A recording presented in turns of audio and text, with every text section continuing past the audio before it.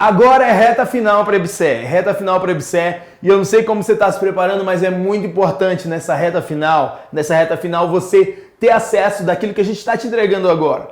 Que já pensou se alguns desses conteúdos você não conseguisse lembrar na hora da prova? Já pensou se você perdesse alguma dessas informações? Essa é a importância dessas revisões que a gente tem feito. Essa é a importância desse conteúdo que a gente tem entregado. Por quê? Agora falta muito pouco tempo até a prova. Então, você já prestou atenção que tudo que você assiste recente, você consegue resolver, você consegue lembrar das informações. Tudo que a gente está fazendo, a gente está entregando essas revisões, esses quebrando a banca, essas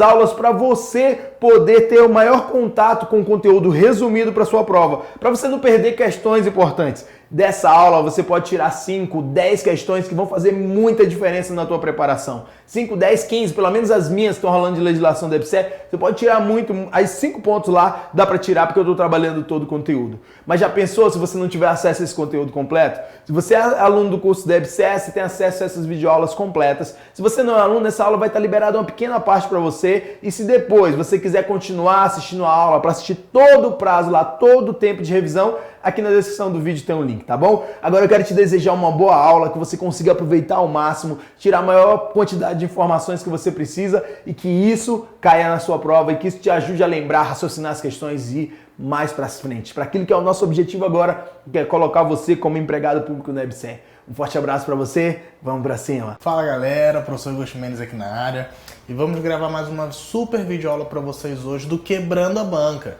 Tá? Vamos gravar hoje sobre transmissão de doenças, tá? E os tipos de precaução que existem. Qual a diferença de precaução por gotícula, aerosol, padrão, contato, enfim. E tirar algumas dúvidas que vocês têm bastante recorrentes em relação a esse tema, tá?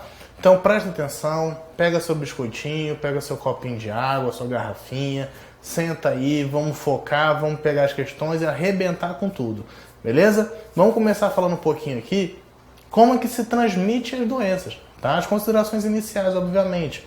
Então nós temos aqui as transmissões de doenças sempre começando com um bioagente patogênico.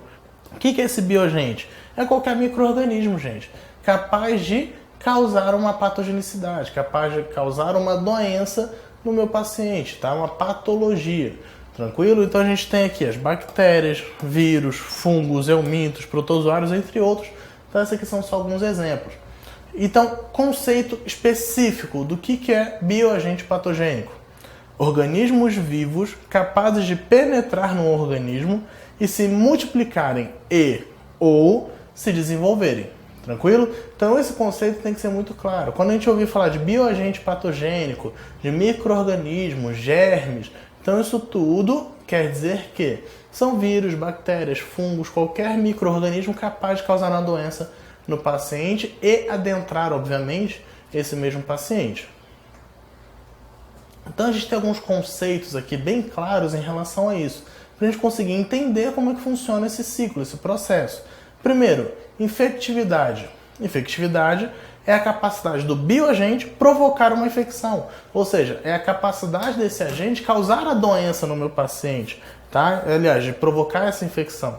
Vamos imaginar, nós temos patologias com alta infectividade e com baixa infectividade. Vamos imaginar aqui o ebola. O ebola tem altíssima infectividade, tanto que o tratamento tem que ser isolamento completo, você não pode ter ninguém próximo, tem que ter uma roupa diferente, porque o grau de infectividade dele é muito alto, tá? E vocês vão entender que a virulência também, eu vou falar sobre isso daqui a pouco. Agora nós temos patologias de baixíssima infectividade, que, por exemplo, você pode ter contato frequente com aquela pessoa que, se você não tiver uma imunidade baixa, você não vai desenvolver a patologia, tá? Então essa infectividade tem muita relação com isso também. Infecção é diferente de infectividade. Infecção é a situação em que o bioagente penetra no organismo e aí se multiplica ou se desenvolve ainda sem promover sinais e sintomas clínicos. Ou seja, ele entrou, causou uma infecção, mas ele ainda não causou sinais e sintomas clínicos específicos, beleza? Mas você já começa a sentir, por exemplo, uma tossezinha, você começa a sentir o corpo um pouquinho mais mole, são alguns sinais e sintomas inespecíficos, tá? São alguns sinais e sintomas que qualquer patologia pode desenvolver. Infestação é o alojamento, desenvolvimento e reprodução de artrópodes na superfície do corpo. Isso acontece muito com carrapato, ainda mais para quem mora no interior, e na verdade não precisa ser no interior. Por exemplo, na minha cidade, esses dias eu vi um carrapato andando na minha casa, nem tem cachorro perto, não tem matagal perto, não tem nada. Tá? E acontece realmente de ter essa infestação. Um carrapato vem, se adere e eles vão se proliferando, se multiplicando, e você às vezes nem percebe de tão pequeno que ele está. E vai te causar uma patologia também. Quando você for ver, já tem diversos carrapatos ali aderidos naquele local. Tranquilo? Então, infectividade, infecção e infestação são diferentes. Não confunda esses três termos. Patogenicidade, olha só como é diferente. É a capacidade do bioagente produzir sinais e sintomas. Vamos voltar aqui. Infectividade. Capacidade do bioagente provocar uma infecção. Beleza? Patogenicidade. É a capacidade do bioagente produzir sinais e sintomas. Ou seja, não só uma infecção. A infecção é quando ela é dentro do seu corpo. Você está infectado.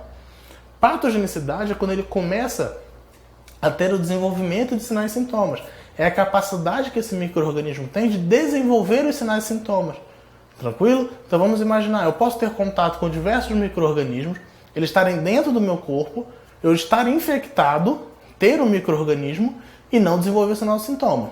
Agora, se eu tiver um micro-organismo que a patogenicidade é muito alta, ele vai se adentrar no meu corpo, eu vou estar infectado e vou desenvolver os sinais e sintomas dessa patologia.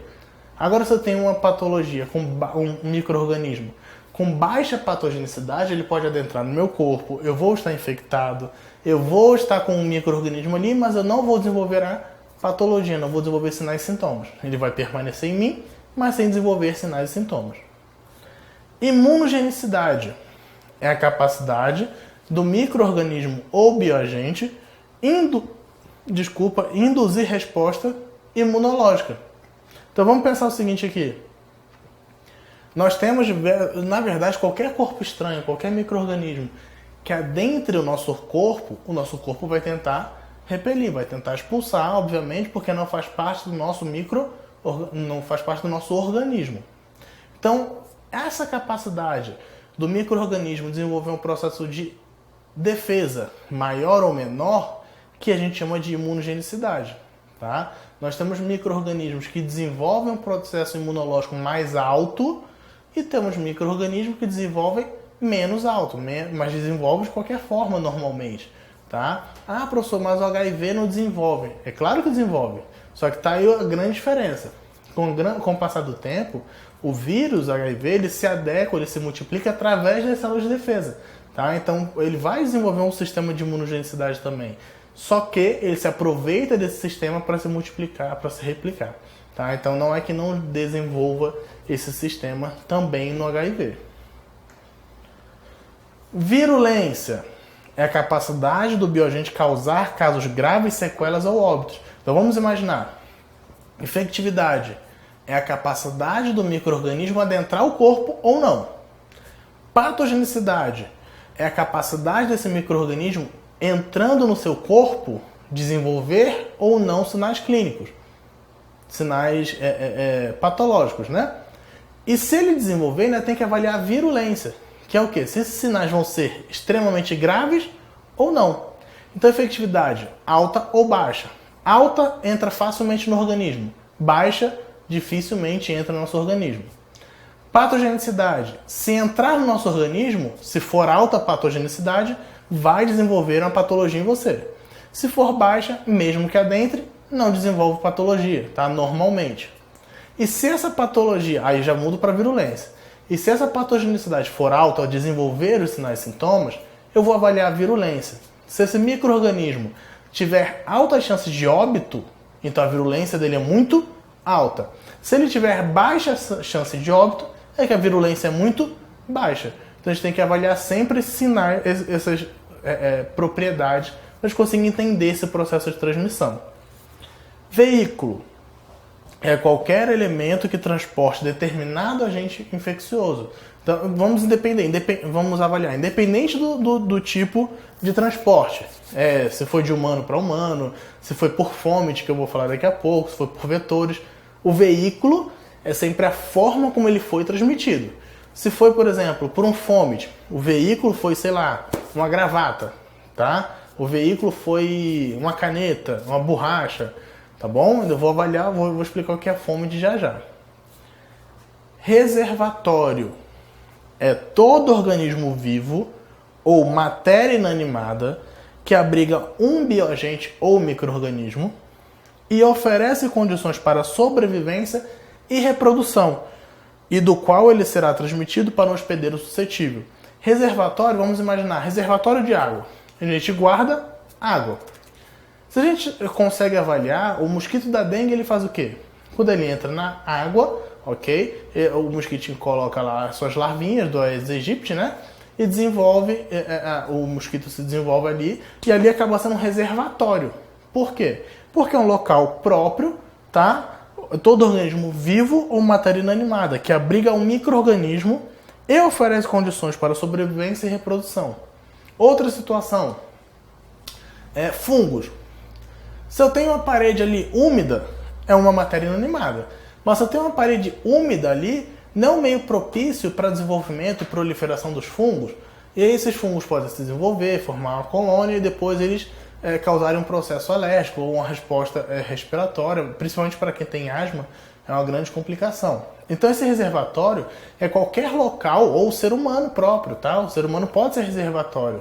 Ele é qualquer local que dê propriedade, dê permissibilidade para ele se desenvolver e depois transmitir para outra pessoa, tá? Fonte. Objeto inanimado ou animado que transporta o agente infeccioso, podendo contaminar um hospedeiro suscetível.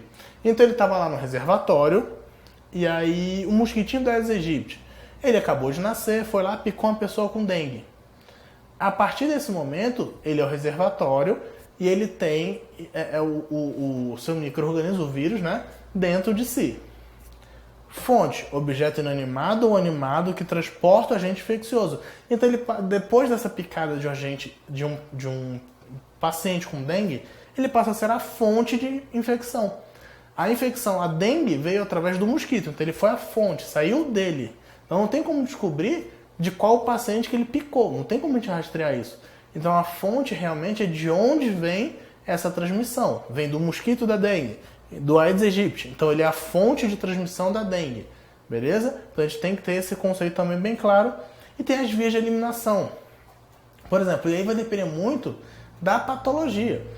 A gente consegue saber, por exemplo, que a gente tem algumas patologias que são transmitidas através das fezes, por exemplo, outras através de picadas de mosquito, outras através de um espirro, por aerosol, gotícula, contato.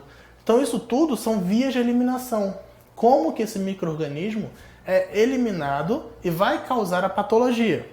É a porta de saída desse micro-organismo. Por onde que ele vai ser transmitido? Então vamos imaginar aqui, mosquitinho da dengue. A forma de transmissão é através da picada. A via de eliminação é através da picada, então.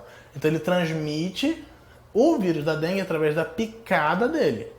Nós tivemos o da dengue, agora vamos imaginar uma amebíase qualquer. Por onde que eu vou transmitir? Eu posso transmitir até pelas fezes. Vamos imaginar a tênia. Vamos imaginar que a pessoa foi lá, evacuou na beira de um rio, todo aquele esqueminha que a gente já viu desde criança. Tá? Aí o micro-organismo vai na água, a gente toma banho nessa água, se contamina, ou essa água é utilizada nos alimentos, enfim. Isso tudo a gente já consegue observar desde criancinha, desde lá do maternalzinho a gente consegue ver isso. Beleza? Então as vias de eliminação é por onde o micro-organismo é eliminado, por onde ele sai da fonte. E as vias de transmissão, eles conseguem perceber duas. Vias de transmissão direta e indireta. Via de transmissão é o movimento pelo qual o agente pode disseminar-se para um novo hospedeiro. Como que ele vai para esse novo hospedeiro? Nós temos a via de eliminação, que é por onde ele é eliminado da fonte. A via de transmissão é como que isso é feito. Vamos imaginar a seguinte situação. Direta. Gotículas eliminadas, artigos médicos contaminados, aerosol, mão, ou seja, tudo que sai de uma forma direta, de uma pessoa para outra. Então, vamos lá.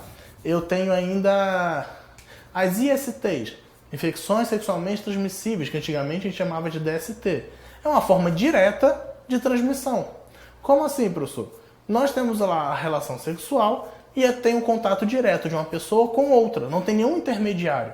Então, de uma pessoa para outra é transmitida diretamente. Então, aqui a gente tem a via de transmissão direta. Indireta, vetores, água, alimentos, medicamentos. Então, você beber uma água contaminada é uma forma indireta. Por quê? Não saiu da fonte diretamente para você. Tá? Não saiu, por exemplo, do mosquito de mim, eu tenho, Deus me livre, mas uma patologia transmissível, eu transmito diretamente para você. Não, ele veio através da água. Então teve um intermediário. A água foi contaminada por alguém, foi contaminada por algo. Então a água foi o intermediário entre a fonte e o hospedeiro suscetível. Tranquilo? Então tentem interligar isso daí. O mosquito da dengue, a mesma forma. Antes dele te picar, para ele ter esse micro-organismo dentro dele, ele teve que picar alguém contaminado, alguém infectado com aquele micro-organismo para poder transmitir para outras pessoas. Tá? Claro que a intenção não é essa, mas acaba sendo assim. Vetor. O que é um vetor? São artrópodes que carregam os agentes infecciosos. O micro-organismo ou bioagente não se desenvolve enquanto encontra-se no vetor. Ou seja, vetor é um mosquitinho da dengue, gente. São artrópodes, o carrapato, tá? Normalmente os artrópodes são insetos, tá? O barbeiro. Então isso daí a gente tem que avaliar, sempre pensar. Falou em inseto, mosquitinho, são vetores. Artrópodes de uma forma geral, tá? Normalmente transmitem essas patologias. E dentro dos vetores a gente ainda tem uma coisa chamada fômites, tá? Que os fômites são qualquer ser inanimado que transmita esses micro-organismos também. Vamos imaginar gravatas, brinco, até roupa íntima, tá? São fômites, caneta, o lugarzinho onde você coloca a mão no ônibus lá, o corrimão. São tudo fômites porque são inanimados, vetores são animados, ou são vivos, né? São seres vivos, são artrópodes. Agora, não tem como eu falar que uma caneta é um ser vivo, tá? Então é um fômite, ele não é um vetor. Não confunda esses dois termos. Fômites são fômites, vetores são vetores. Mas eles têm a mesma ação, transmissão de doenças. Hospedeiro intermediário é aquele em que se encontra a fase larvária ou assexuada do agente infeccioso. E o hospedeiro definitivo é aquele em que se encontra a fase sexuada ou maturada do agente infeccioso. Então, o hospedeiro intermediário é aquele em que o micro-organismo ainda não consegue se proliferar, se desenvolver. Tá? Então, ele está ali por um tempo momentaneamente. E aí ele pode ainda assim, de um hospedeiro intermediário, ser um hospedeiro definitivo depois. Tá? Mas pode ser também outro hospedeiro, não tem essa obrigatoriedade de ser um ser único. Eu sou o intermediário, vou ser o definitivo. Normalmente é assim que acontece, mas ainda pode ter essas alterações. Período de incubação é definido como o tempo médio entre o contato com o agente etiológico e o aparecimento dos primeiros sinais e sintomas. Isso a gente fala muito em infecção hospitalar, nas IRAs, né? Então vamos imaginar o seguinte aqui. Período de incubação. Você teve o contato com o micro-organismo hoje.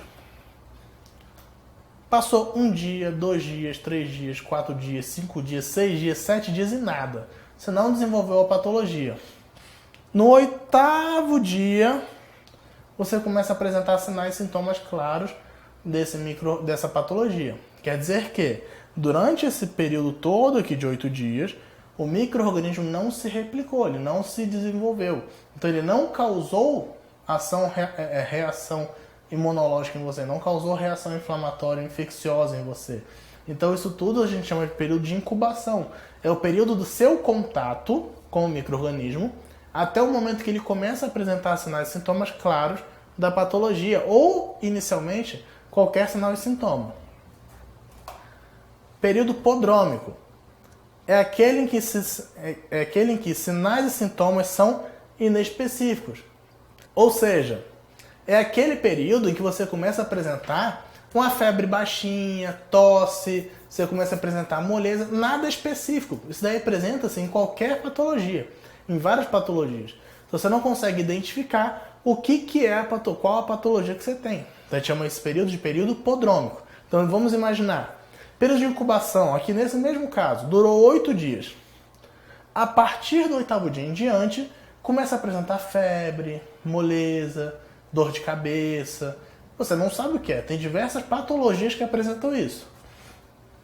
Mas olha só, período de estado é aquele em que se manifestam sinais e sintomas característicos da patologia. Ou seja, a partir desse momento, ele deixou de ser período prodrômico e passou a ser período de estado. Que além desses sinais e sintomas, você começou a apresentar dor em articulações, dor em fundo de olho, febre, tá com plaquetopenia.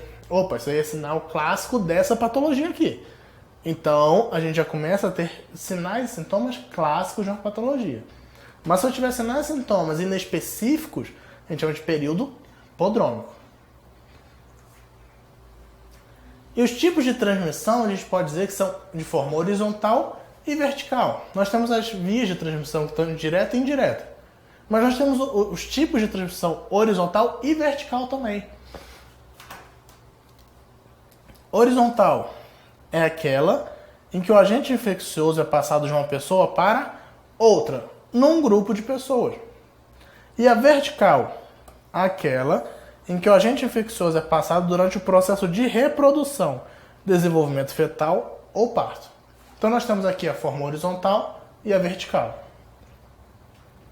Na horizontal, ela ainda se divide em direta imediata, mediata e indireta. E a vertical, obviamente, o principal caso, principais vertentes que acontecem é de mãe para filho, tá? E obviamente não é culpa da mãe, muitas vezes, tá? Em maioria das vezes. Às vezes pode ser, por exemplo, uma patologia em que ela nem saiba que ela tem e que ela vai descobrir durante o processo de gravidez, tá? Então, só para conceituar para vocês, transmissão vertical, a gente pode conceituar principalmente mãe e filho, de cima para baixo. Horizontal, eu passando para você, de uma pessoa para outra. Tá? Ah, mas se eu passar para minha mãe, tudo bem, é horizontal, de uma pessoa para outra. Agora, se ela passar para mim durante o processo gestacional, aí a gente chama de transmissão vertical. Ah, mas se ela me passar, se minha mãe me passar uma doença, depois que eu nasci, que eu estou mais velho, estou maior, aí ela passa a ser transmissão horizontal. Vertical, no exemplo que a gente está dando, é de mãe para filho durante o processo gestacional. Exemplo, HIV. O HIV pode acontecer esse processo de transmissão vertical. E ainda tem alguns estudos que demonstram que, por exemplo, a utilização de drogas durante o processo de gravidez permeabiliza, tá? Cria maior permeabilidade na placenta, transmitindo assim, podendo assim, aumentar a chance de um contato com o vírus HIV e desenvolver na criança esse processo. Então a gente tem que ter muito cuidado com essa confusão que a gente pode ter de transmissão horizontal e vertical. Vamos só conceituar transmissão direta imediata. Olha só o termo aqui, o peguinho, macetinho para vocês. Imediata, aquela que acontece na hora, agora, tá? Ou seja, não tem intermediário, é de uma forma direta. Mecanismo de transmissão: um substrato vital eliminado por um indivíduo infectado, ou seja, sangue, urina, fezes, esperma, tudo, tá? Em relação íntima com o suscetível, carrega consigo o bioagente patogênico, sem passagem pelo meio ambiente, até o meio interno do indivíduo suscetível, onde se desenvolve ou se multiplica, estabelecendo infecção. Ou seja, é transmitido de uma pessoa para outra, e o exemplo claro aqui que eu posso dar, ISTs, tá? As ISTs são transmitidas diretamente de uma pessoa para outra, tá? E não tem contato com o meio ambiente. Sai diretamente de mim para outra pessoa, tá? De mim não, só um exemplo, tá, galera? Mas sai diretamente de uma pessoa para outra. E aqui alguns exemplos, por exemplo, sífilis, gonorreia, herpes, cancro, ainda tem aqui o HIV, por exemplo, também, né? Que a gente consegue, não tem como não falar, granuloma, uretrite, ou seja, nós temos diversos exemplos que a gente sabe que são transmissores, que são doenças transmitidas de forma imediata. Então, se alguém te perguntar, é uma transmissão horizontal imediata. Tranquilo? Por quê? Não teve contato com o meio ambiente. Foi de uma pessoa para outra diretamente. Imediatamente eu faço essa transmissão. Transmissão direta mediata, ou seja, não foi causada imediatamente após o contato. Ela foi causada depois de um tempo, obviamente pouco tempo. Qual o mecanismo? Um substrato vital eliminado por um indivíduo infectado, situado nas proximidades de um suscetível. Carrega consigo o bioagente patogênico, com passagem pelo meio ambiente até o meio interno do suscetível, onde se desenvolve ou se multiplica, estabelecendo a infecção. Aqui acontece muito com os materiais perfuro-cortantes, né? Ou seja, a gente vai ter lá, por exemplo, a punção venosa, em que você vai ter o contato com o pérfuro cortante e com o material biológico desse paciente. E ao ter a retirada, ou você retirar a agulha do paciente, você teve uma contaminação. Então ela não foi diretamente do paciente para você. Ela foi para a agulha e da agulha veio para você. Então é uma transmissão direta, imediata. Por que direta? Porque saiu de um paciente para você, mas não foi diretamente. Não foi, por exemplo, eu que tive contato diretamente no meu dedo com sangue. Meu dedo cortado, ele com sangue transmitiu diretamente. Foi através do meio ambiente. O que me transmitiu foi a agulha. Não foi o contato direto com o paciente. E aí vamos ver agora os principais meios de transmissão direta imediata. Primeiro, das mãos, galera. Infecção cruzada. Eu vou lá, encosto no meu paciente, não realizo higienização das mãos de forma adequada. E outra, a Anvisa mudou algumas coisinhas lá na higienização das mãos. Vamos atualizar um pouquinho aí. Não higienizo minhas mãos de forma adequada, vou lá e encosto no outro paciente. Estou transmitindo, eu estou pegando de um paciente, levando para outro. Eu estou sendo visto como meio ambiente. Então estou pegando de um paciente, estou representando o meio ambiente, levando para outro paciente. Vamos ver o conceito. Se em um processo transmissivo as mãos do hospedeiro atual forem usadas para levar os próprios substratos contaminados até um novo hospedeiro. Vamos imaginar a seguinte situação. Eu estou com uma patologia aqui agora. Vamos imaginar. Aí eu vou lá, espirro, estou dentro do ônibus. Atirei, espirrei na minha mão, bonitinho. Não passei alquinho, não fiz nada, não sei o quê.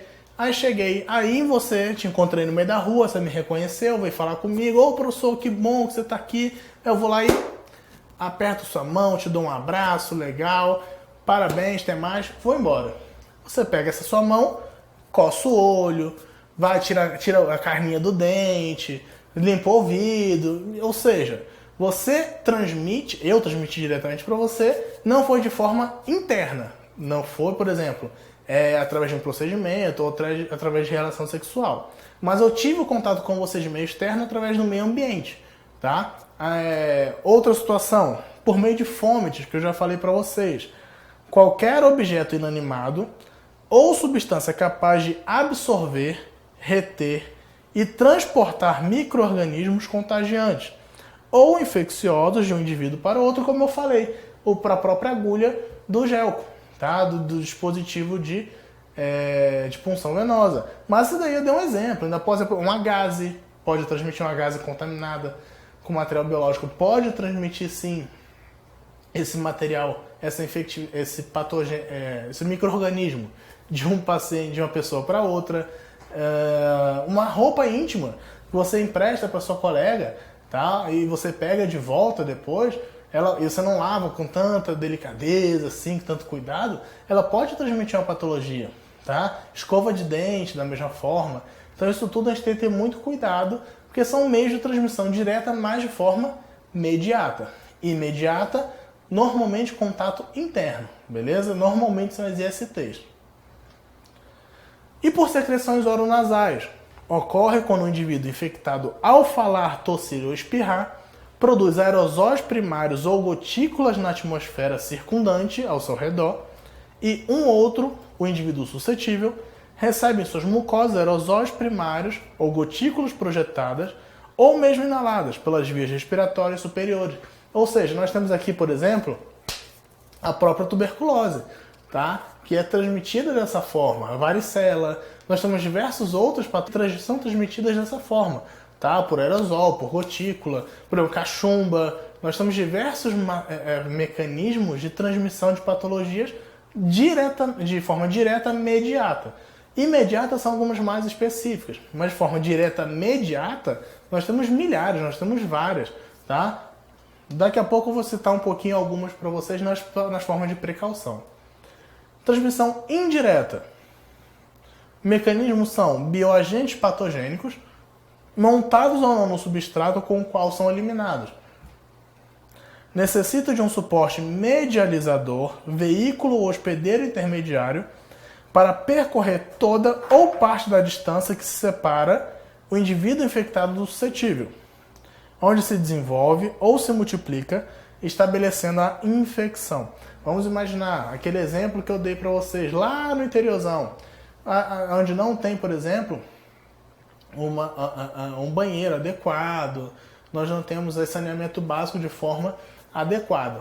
As pessoas vão realizar suas necessidades, vão evacuar próximo ao rio, por exemplo. Só que essa pessoa tem um hospedeirozinho dentro dele que ele não sabia. E esse hospedeiro, ele vai utilizar a água, tá, a qual ele vai ter contato para contaminar outras pessoas. Ou ele pode, por exemplo, o outro exemplo aqui que a gente pode ter, um exemplo claro, até mesmo a transmissão da dengue, a gente pode considerar de forma indireta, tá? Porque eu não tenho contato com fomites, não tenho contato com as mãos, não tenho contato com o espirro, mas o mosquitinho vai lá, pica uma pessoa que já tem essa patologia e vai lá e pica outra pessoa e transmite de forma indireta, tranquilo? É uma forma de transmissão, mas que não tem contato direto de uma pessoa com outra, ou de uma forma imediata ou de forma mediata. Então, transmissão indireta precisa de um intermediador para ter essa transmissão de uma pessoa para outra. E aqui eu deixei uma tabelinha para vocês, para a gente entender um pouquinho a porta de entrada e porta de saída do micro-organismo, ou seja, a porta de eliminação e porta de entrada no hospedeiro. Como que ele sai do agente e como o agente sai da fonte, né, de transmissão, e como ele entra no hospedeiro. E lembrando aqui, só esse asteriscozinho para vocês entenderem aqui, a porta de saída e de entrada podem ser diferentes. Não necessariamente eu tenho que ter a mesma porta de entrada e a porta de saída ser igual. Um exemplo, minha porta de entrada para algum vermezinho, vamos colocar aqui para alguma ameba, pode ser através da alimentação. Então a porta de entrada é o meu trato digestivo superior, eu comi a boca. E a fonte de eliminação vai ser o trato digestivo inferior, através das fezes, tá? Então a porta de entrada é uma, de saída é outra. Maior exemplo, intoxicação alimentar por estafilococcus, tá? Esse é o maior exemplo de todos. Você vai lá na tia, no podrão da esquina, come aquele cachorro quente da hora, cheio de fome, quebrado de fome, aí você vai e se contamina. A sua fonte de eliminação não vai ser a boca, vai ser através das fezes se você for eliminar para alguém. Então nós temos aqui, por exemplo, respiratórias, maior difusão e mais difícil de controlar, como tuberculose, influenza, sarampo, tá? E nós temos aqui, por exemplo, precaução de contato, precaução por aerosol, gotícula, tá? Qualquer precaução respiratória. Geniturinária, leptospirose, sífilis, AIDS, gonorreia, e não necessariamente essa patologia vai ser somente de forma geniturinária. Ele está dando um exemplo aqui. A gente sabe muito bem que a AIDS não é transmitida só de forma geniturinária, por exemplo. Não é só através da relação sexual. Digestiva, febre tifoide, hepatite A, hepatite E, cólera, amebíase, até o próprio estafilococcus. Nós temos vários tipos de transmissão digestivas.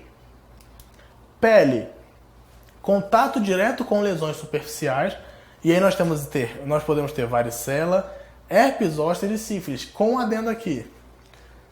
Herpes zoster, gente, vamos entender o seguinte, ele aparece com as bolinhas na sua pele, tá? E algumas pustulazinhas, que a gente costuma dizer, com algum líquidozinho dentro. Enquanto ela tiver com aquela secreção dentro, aí sim ela ainda é transmissível, realmente a gente tem que ter precaução até de contato e aerosol. Beleza? Agora, depois que aquela pustulazinha secou, ficou extremamente seca, tá? Se todo o tratamento foi feito de forma adequada, a gente pode tirar as duas precauções, tá? A gente pode tirar até aerosol e contato, tá bom? Quando eu tirar uma, eu vou tirar a outra. Obviamente, depois que todas as pústulas estiverem completamente secas e o tratamento tiver sido feito de forma adequada.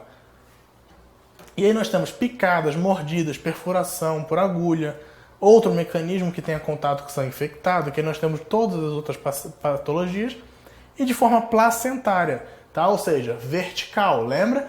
Da mãezinha para o filho durante o processo reprodutivo. Sífilis, rubéola, toxoplasmose, AIDS e doenças de Chagas são alguns exemplos.